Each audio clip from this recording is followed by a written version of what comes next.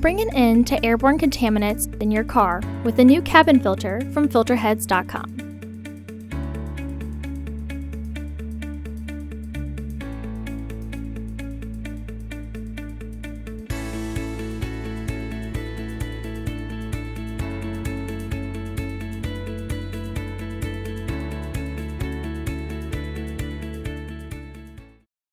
The cabin filter is located on the passenger side of the vehicle, behind the glove box.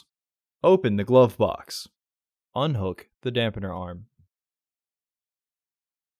Push in on the sides of the glove box to release the stops and lower the glove box.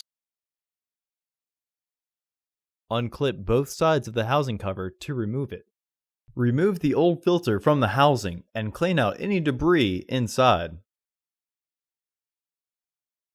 Insert your new AQ1102 filter into the housing, with its airflow indicating arrow pointing down.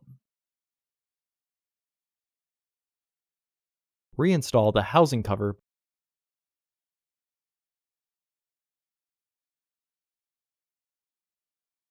Reinstall the glove box assembly.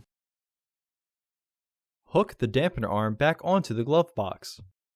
Close the glove box. Order your parts today at Filterheads.com.